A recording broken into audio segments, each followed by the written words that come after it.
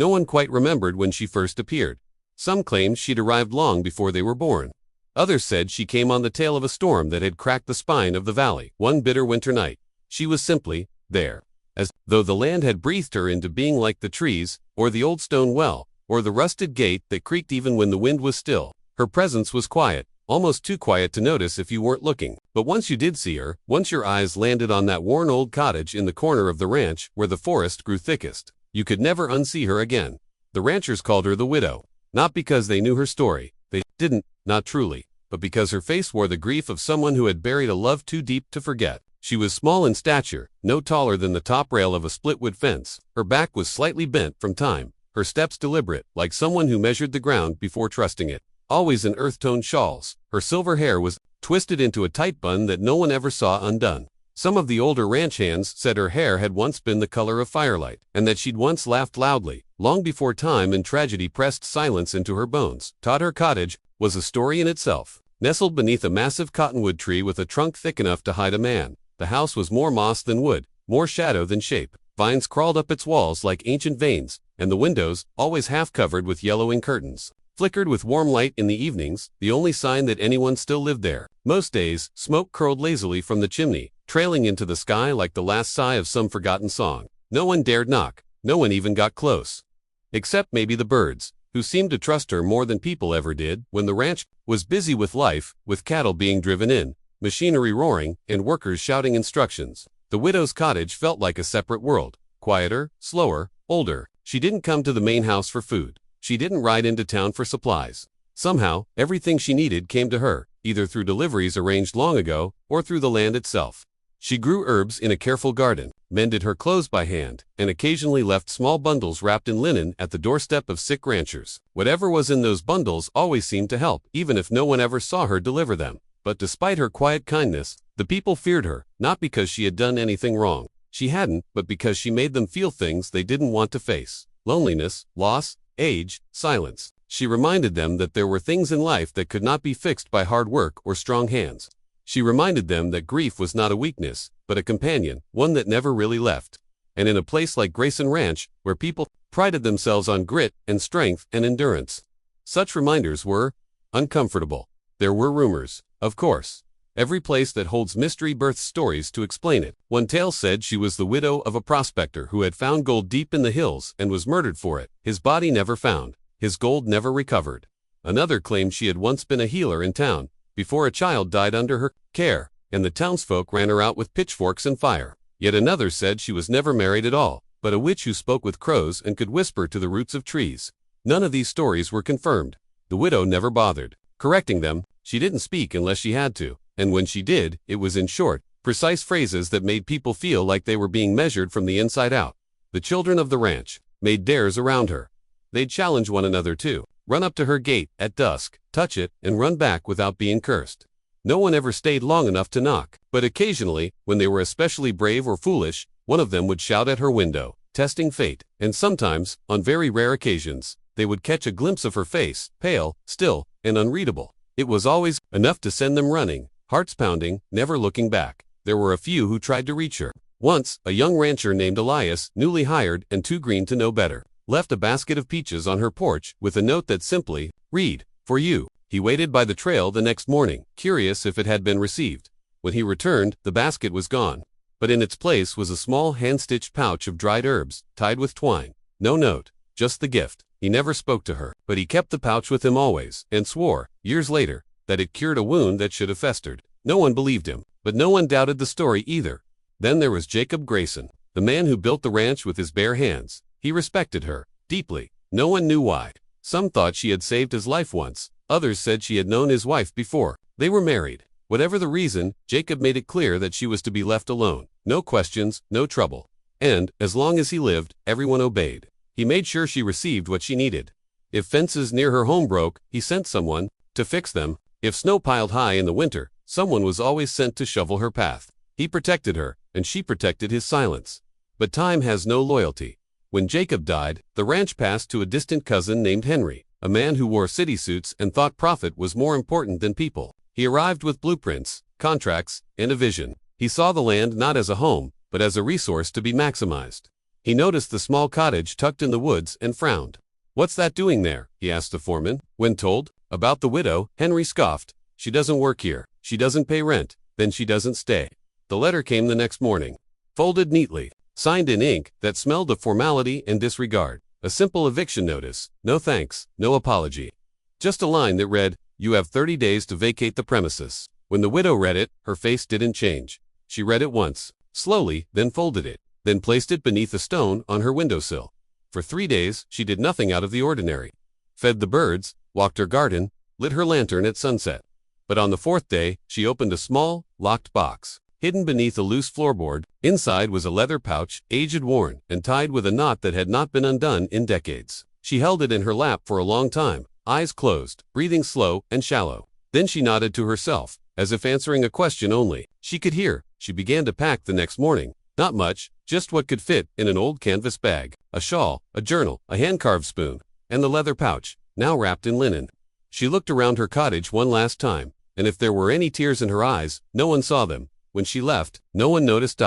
No one was watching the trail. No one was listening for the wind that no longer whispered through her trees. But something changed on the ranch that day. The air grew heavier. The birds were quieter. And deep beneath the soil, something ancient stirred, as if awakened by the loss of the one soul who remembered its name. They cast her out with no farewell, no thank you, not even a goodbye glance, just silence. The morning she left, the sky was overcast, casting a gray hush over the ranch that stretched like mourning cloth over the fields. No one came to see her off. No one offered to carry her modest bag. The wind whispered through the pines, the only voice that acknowledged her departure. She walked the familiar path alone, slow, steady, her eyes forward and dry. No tears, not for the place, not for the people. She had outlived their kindness, and now she was free of their cowardice. But what the ranchers didn't know, what even the arrogant Henry Grayson with his shiny city shoes and clean contracts failed to grasp, was that she had never really belonged to them. She belonged to something older, something deeper, something they could not see. They thought they were ridding themselves of a useless old woman, a quiet relic of a former time who had outlasted her place in the world. They did not realize that in casting her out, they were also releasing a force they had never even known was being contained. Beneath the widow's crumbling cottage, below the creaking floorboards worn smooth by decades of silent steps, there lay a secret, not a diary, not a keepsake, not even a coffin. A vault of gold, but not the kind you'd find in banks or buried by pirates. This was different, ancient, not stored, but grown into the very bones of the earth. Veins of gold woven through the rock like arteries beneath skin, pulsing with quiet sleeping power. It didn't shimmer under torchlight. It glowed faintly, like the last breath of a dying star, and it had a hum, a frequency, a presence. Few in the world had ever seen it. Fewer had stood before it and lived. The widow, back when her hair was the color of cinders and her hands still unmarked by age, had been brought to it by the man she once loved. His name was Tom. He had been a surveyor then, long before the ranch had a name or fences.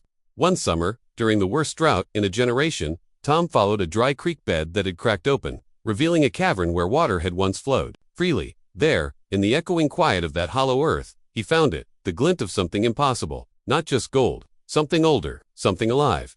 He did not speak of it to the others. Not then, not ever, only to her. She remembered the day he brought her there. Her fingers had trembled as she touched the rock. The moment she did, she felt it, the way a tuning fork might feel vibration. The air thickened. Her chest tightened, not with fear, but awe. This wasn't treasure. This was legacy. A natural cathedral hidden below the earth, guarded by nothing but its own silence. They had stood together in that golden chamber for what felt like days. Time bent down there. Her watch stopped ticking. Her thoughts quieted. All that remained was reverence. They made a pact that day to tell no one, to protect it, to live above it as quiet sentinels. Years passed, the land was claimed, fences were erected, buildings were raised, and soon Grayson Ranch took shape around them like ribs around a heart. The widow then, still just a young wife, watched the ranch grow, watched people come and go, never knowing what lay beneath their boots. They lived simply. Tom stopped surveying, took up writing instead. Letters, mostly, notes about the gold, about its hum, about how, some days, it seemed to change, as if responding to the world above, as if listening. Then one day, he died. It was sudden. He went out to check the trapdoor beneath the floor. Something about a draft, he had said, and he never came back up. She found him there hours later, face turned upward, eyes wide, no wound, no fall, just gone. The light in his eyes snuffed out by something silent and unseen. She sealed the chamber that night, boarded the floor, covered it with a rug and silence. The ranch forgot him in time. She never did For decades, she lived above that secret, guarding it with her life, not because it was gold, but because it was dangerous. The kind of danger that doesn't announce itself. The kind that waits, watches, learns. People grew used to her presence, even if they never truly accepted it. She became part of the landscape like the trees or the old well or the rusting fence posts. Always there, always quiet, but beneath that calm exterior, she remained a sentinel, ensuring that no one dug too deep, wandered too far, asked too many questions. And for a long time, it worked, until Henry came. He had no love for land, no patience for tradition. To him, everything was a resource, something to be flipped, sold, optimized. The ranch was just another project. And when he saw the cottage, he saw wasted space. When he saw the widow, he saw a liability. So he had her removed with cold ink and colder words. No conversation, no warning, just a notice and a deadline. She left, and the moment she did, the gold woke up. It started with the birds. They stopped singing. Then the ground had vibrated faintly, as though something beneath the soil had stretched in its sleep. Workers began reporting tools going missing. Livestock grew restless near the old cottage. Dogs refused to enter it. One boy, sent to clear the space for demolition, passed out, cold the moment he stepped inside. Said later it felt like his lungs had frozen, like the air had turned to stone. Henry, of course, ignored the signs. He sent a crew to excavate. The floor was torn up, the boards splintered, and there beneath layers of dust and silence, they found the trap door, metal, locked, cold to the touch. He ordered them to open it. They tried, crowbars bent, drills broke, even torches wouldn't bite. The lock, ancient and simple, defied every modern method. One worker joked it was cursed. Another agreed and refused to go back in. Henry grew angry, obsessed, had experts flown in, a geologist, a metallurgist, a historian. None could explain the design of the door. It's not just locked, one of them said, it's resisting. The widow, now far from the ranch, felt it too. She woke up one night with a scream on her lips, a sound she hadn't made since Tom died. The dream had been brief but vivid. The trapdoor open, the gold glowing, and a voice, not hers, not human, whispering her name from beneath the earth. She knew then, it was calling her back, but she couldn't return. Not yet. Not until the vault was breached, which eventually, it was. It happened at night. No one saw how. One morning, the crew arrived to find the door gone, not broken, not opened, gone, like it had never existed. A smooth, dark hole gaped in its place, leading into the unknown. Henry descended himself, flashlight in hand, ego in his chest. He never came back. They waited for hours, called his phone, no response. A few brave men went in after him. Only one returned wild-eyed and wordless. He spoke only one sentence before collapsing from shock. The gold, it's breathing. The ranch was sealed that day. Authorities were called, reports filed, but nothing ever made it to the press. No one believed the survivors. The land was deemed unstable, the area fenced off, and the widow, now living in a rented room in a nearby town, lit a candle, opened her journal, and wrote down the final entry. It has awakened, not because it was time, but because we failed it. We forgot that not all treasure is meant to be taken. Some things are meant to be kept sleeping. Now, we will all remember. It wasn't greed that made her stay quiet all these years. It was fear, but not the kind of fear that sends a person running. No, it was deeper, older, more intimate, the kind of fear you feel when you stand in the vast quiet of a cathedral, sunlight pouring in through stained glass, and you realize the air is thick with something ancient, or when you hear thunder rolling miles away across an open plain, and your breath hitches, not because it's close, but because it reminds you of how small you really are. That's the kind of fear she carried in her chest. The kind of fear that humbles you, reminds you that the world isn't yours, and some things are too sacred to touch. That was the fear that kept her silent. That fear had a name.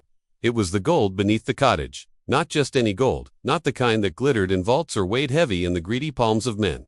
This was something different, older, wilder. It was woven into the very bones of the land. Veins of shimmering metal running through stone like arteries through flesh. When she stood above it, even on the floorboards of her little cottage, she could feel it humming. A vibration not of sound but of presence, like something sleeping beneath her feet, dreaming in a language she couldn't understand. She had never intended to become its guardian. It wasn't a choice, it was a calling. Decades ago, she had been newly married, her heart full of youth, her hands calloused from work, but warm from love. Her husband, Tom, was a curious man. He had a habit of walking into the woods and coming back with stories no one believed, but she believed him. She always had. One summer, the creek near the edge of the property ran dry. The ground cracked, and something glittered beneath the dust. Tom followed it. Curious, he returned, that night, pale and silent, said nothing for hours. Then, as the sun set behind the hills, he told her everything about the passageway, the chamber, the gold. That didn't look like gold. They went there together. She would never forget the feeling of stepping inside that hollow place for the first time. The walls shimmered faintly in the dark, like stars trapped in stone. And the air, it was heavy, but not with dust. It felt full, saturated, alive. The center of the chamber was a cluster of gold veins that pulsed ever so slightly with heat.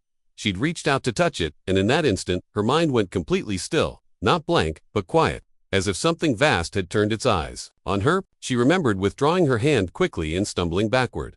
Tom had taken her hand gently. "We don't own this," he said, "we protect it." And so they did. For years, they lived in silence above it, speaking of it only in hushed tones when absolutely necessary. Tom kept journals, meticulous notes on the gold's temperature, glow, and behavior. Some days, the air in the cottage would thicken. Other days, the birds outside would fall silent. Once, the wind blew in a complete circle around the house, never touching the chimney. They never spoke of these things to outsiders. No one would have believed them. More importantly, they understood the danger. Some treasures weren't meant to be unearthed. Some gifts weren't meant for mankind. Then, Tom died. One day he went into the cellar to check the vault door. He said he'd felt a strange vibration beneath the floor the night before. She waited upstairs, brewing tea. When he didn't return, after an hour, she descended. She found him on the stone steps, eyes open, mouth slightly parted, as if he'd seen something in his final moment. There was no wound, no fall, no sign of struggle. He simply stopped. She sealed the door. That night, with her own hands, she bolted the trapdoor, reinforced the hinges, and pushed a heavy armoire over the entrance. Then she lit a candle, sat on the floor above it, and prayed. Not to any god she knew, but to the gold. Or rather, to whatever lived in it. And for years after, she remained. The ranch changed around her. New buildings rose. Old families moved. On young men came with bright eyes and clean tools, trying to modernize the land. No one ever questioned her presence. They called her the widow, like she was a landmark. A mountain you didn't climb. A well you didn't drink from. Shadow that never moved. They knew she was there. They just didn't know why. But she knew. Every day, she swept the floor above the vault. Every night, she listened for the hum. And every so often, she wrote in the journal Tom had left behind, her trembling handwriting layering atop his neat scrawl. She logged the days the birds flew east early. She noted the days her tea wouldn't boil. She marked the weeks the wind refused to touch her windows. She was tracking the breathing of the earth. Because that's what it was. The gold wasn't still, it wasn't inert, it was breathing. Slow, deep, ancient breaths. Like something sleeping at the bottom of the world. And then one day, the eviction letter came. She felt the shift before the envelope touched her hand. That morning, the birds hadn't sung. The wind had blown straight for hours. The cottage was unusually warm, the kettle hissing before she had lit the stove. When she opened the door to retrieve the letter, the air felt like a held breath. Henry Grayson, he'd bought the ranch, she was told. Modernization, efficiency, progress. He didn't believe in legends. He believed in contracts. So he gave her 30 days. She didn't fight. What was the point? He wouldn't understand. And truth be told, part of her had always known this day would come. She wasn't immortal. Someone else would eventually take the land, and when they did, they would open the door. She packed only what she needed, left behind the furniture, the pictures, the tea tins. She left the armoire in place, bolted the trapdoor one final time. And as she stood in the center of the room that had been both her home and her sanctuary, she whispered not goodbye, but forgive me, and she walked away. She hadn't made it far before she felt it. The shift, it wasn't loud. It wasn't dramatic. It was like a heartbeat, just one, in the soles of her feet. The kind of pulse that echoes through wood and stone. The kind of pulse that says, now, I am awake. She didn't turn around. She just kept walking. That night, she couldn't sleep. Her dreams were sharp, jagged. She saw Tom's face, but not as he was in life. His eyes glowed gold. His mouth moved in reverse. She awoke with a gasp, drenched in sweat. The wind outside her window blew in a tight circle. Her candle burned and blew. She knew what had happened. They had opened the door. And now, there was no one left to listen when it began to stir. They didn't know what they had done. Not really. When they opened the trapdoor beneath the widow's old cottage, they thought they were discovering buried treasure. Maybe some forgotten stash left behind by prospectors or pioneers. Henry Grayson himself stood at the front of the group, boots polished, clipboard in hand, confident that this was just another opportunity to make the land more efficient. He had no time for old stories, especially not ones whispered by wrinkled women who refused to leave their homes until practically carried out. He had the door pried open with crowbars. The wood groaned, resisting, not like old timber, but like something pulling back, something that had been sealed, not with nails, but with intent. Below the trapdoor was a stairway, stone winding. The air that came out of it was cold, not the chill of cellars or basements. No, this cold felt like it had never touched sunlight. It bit into their skin, made the men hesitate. But Henry pushed forward, flashlight in hand. At the bottom of the steps, they found it. The vault. A dome-shaped cavern of polished black rock. Walls streaked with glittering veins of gold. The ceiling pulsed faintly, like it was breathing, but none of them noticed. Their eyes were on the prize. Gold, so much gold. Twisting out of the walls, pooling in natural troughs, some still glowing as if it had just been poured. One of the men laughed. Another dropped to his knees and started chipping at it with a hammer. No one heard the sound. Not at first. It was a low tone. So deep it wasn't even sound at all. It was a sensation. Like pressure behind the eyes. A vibration in the teeth. A hum that seemed to rise from the soles of their boots and crawl up their spines. One of the workers dropped his tools, clutching his head, but no one listened. They carried out what they could. Filled crates with raw nuggets. Henry ordered round-the-clock security. This, he said, would change everything. The ranch would be famous, a tourist site, a mining boom. It's what the land owed us all along, he declared, grinning like a man who had outsmarted the gods. But the land does not owe. That the land remembers. The first signs were small. Ants, colonies of them, started leaving their hills in perfect lines, moving eastward as if summoned. Birds took flight at dusk, flying in panicked spirals, never landing. One night, the creek ran backward for 20 minutes. Then came the static. Radios refused to work near the cottage. Phones died the moment their screens lit up. Even compasses spun wildly, unable to find north. One man swore. His pocket watch ran faster when he stood near the vault, and slower the farther he walked from it. The animals knew first. Cattle began refusing to go near the north pasture. Dogs whimpered at the edge of the porch. Horses bucked for no reason, eyes wide with panic. One morning, a stable hand found every chicken in the coop dead, not mauled, not sick, just still. As if something had passed through the air and told their hearts to stop. At night, the wind changed. It blew in circles around the cottage. The grass lay flat in swirling patterns. Henry said it was nothing, just weather. But the men began to dream. They dreamed of tunnels that never ended. Of golden eyes glowing in the dark. Of rooms that breathed. Of whispers that started as prayers and ended in screams. One worker woke with blood on his palms, swearing he'd tried to claw his way out of a dream. Another refused to sleep at all. Still, they kept going. They dug deeper, tore open more of the cavern, hauling out barrels of ore. They brought in machines, and the machines began to fail. Blades dulled instantly, engines overheated in the cold, generators exploded without cause. And still, Henry pushed forward. His obsession blinded him. The more resistance the land gave, the more determined he became to conquer it. Then the first man disappeared. Luis Santiago. Young, strong, quiet. Last seen near the tree line, fetching firewood. They searched for 3 days. Dogs couldn't catch his scent. No broken branches, no tracks. It was like he stepped into the earth itself. The night after he vanished, something happened. A hum, louder than ever before, rose through the floor of the cottage. The guards outside felt it.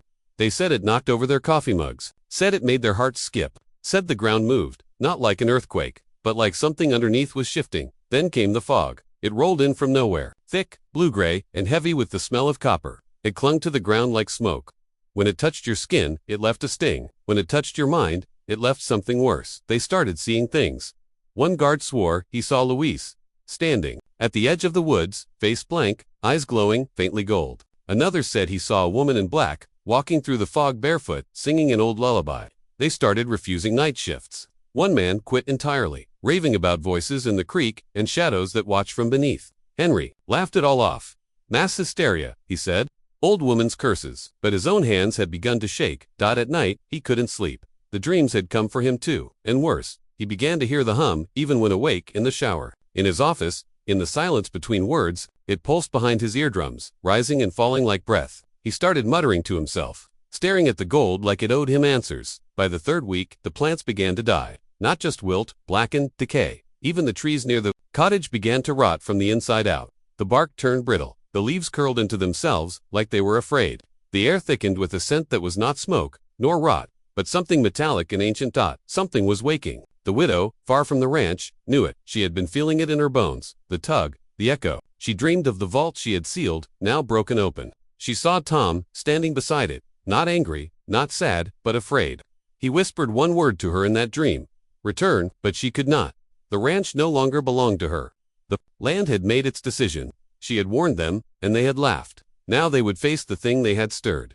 Not a spirit, not a curse, something older. The gold had never been treasure. It had been a prison, a seal, a membrane wrapped around something the earth itself didn't want to touch. And now, it had been broken. Not fully, not yet, but the cracking had begun. The land groaned in its sleep. The air thickened with breath. The wind whispered in languages long forgotten. Time inside the vault began to bend.